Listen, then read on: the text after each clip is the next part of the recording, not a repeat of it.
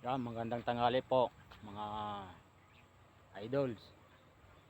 Ah, dito ngayon tayo sa farm. Yan. Idol farm.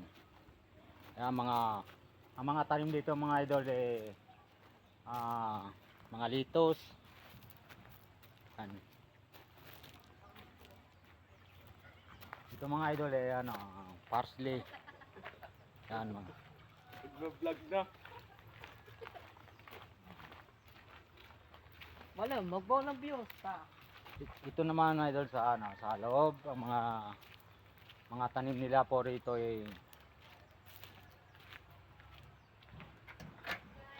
buti mga idol, pinayagan ako ang mayari nito na pumasok ako rito sa taniman ng litos. Yan, mga tanim nila nito.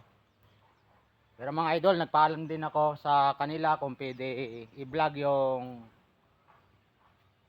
mga tanim nila. Yan, pwede raw. Yan. Mabait idol dito ang mayari at saka yung nagtatanim, magagaling. Yan, magagaling ang nagtatanim dito. Mga idol, ang nagtatanim pala rito taga Mindoro. Yan, taga Mindoro mga katawan dito.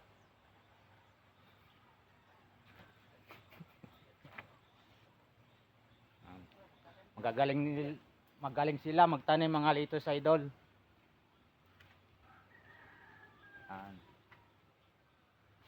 Ay dito pa pala idol sa labas, sa likod ng greenhouse. May mga tanim pa sila.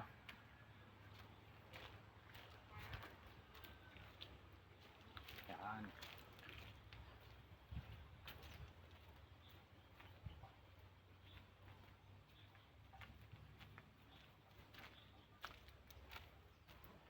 Yan ang mga tanim nila, luwak ang tinataniman nila.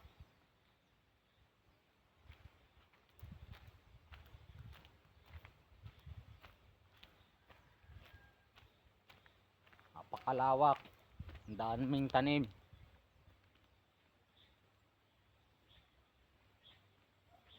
Yan, ito pala ang mga idol, ang tanim nila nito, Tide Basil. Yan, Tide Basil yan.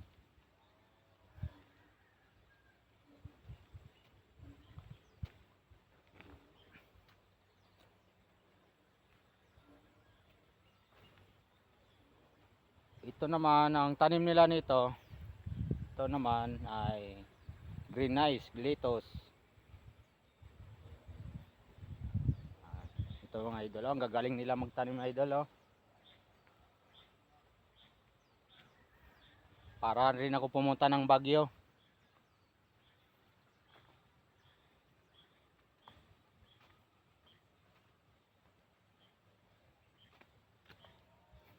Ito naman idol.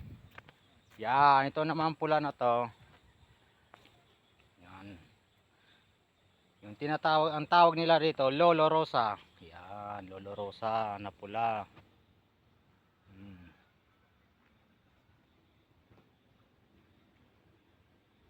Gandang view.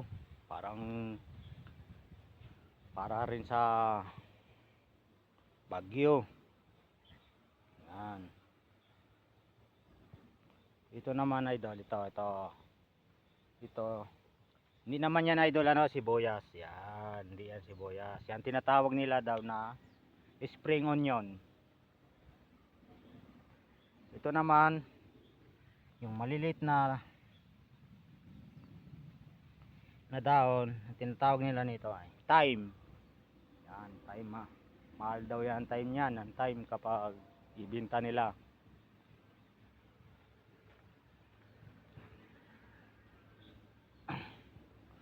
Mga ka-idol, hanggang dito na lang yung video ko. Yan. Shout out pala dyan sa Mindoro, sa Ambolong. Shout out ng kapitan dyan sa Ambolong, si Nick Canor Torres. Yan. Shout out lahat ng taga Ambolong. Yan. Bye-bye. Dito na lang ang video ko.